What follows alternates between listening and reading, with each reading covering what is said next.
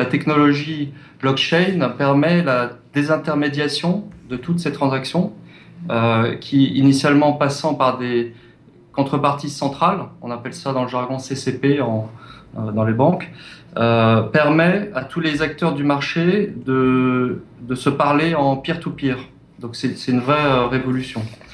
Le principe de blockchain consiste à définir donc un protocole d'empilement des transactions entre deux contreparties en différents blocs qui vont s'ajouter entre eux sur une base commune, donc un ledger qui va être partagé par tous. Les transactions sont toutes cryptées afin d'assurer des règles de confidentialité évidentes. Et les blocs sont validés par des participants au blockchain qu'on appelle des mineurs qui sont rétribués pour ce travail. Et donc, c'est une incitation pour rendre le système plus sûr et cohérent.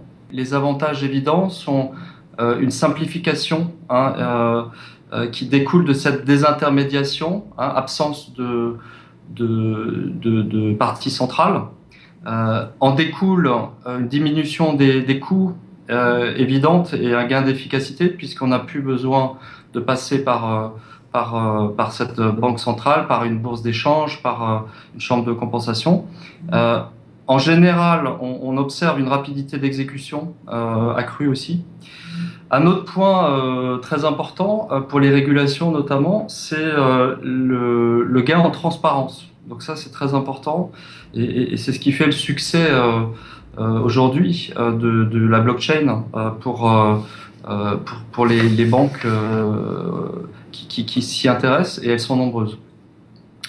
Le rôle d'intermédiaire central ayant disparu, chaque acteur peut y contribuer, et ce en fonction de sa capacité machine. Passons maintenant aux inconvénients. Un blockchain ouvert va être beaucoup plus va consommer, il consomme beaucoup d'électricité, beaucoup de calculs, et le Bitcoin de ce point de vue-là n'est pas encore mûr et capable de faire certaines choses. Sur des circuits plus fermés, on a des solutions pour le coup qui sont très performantes.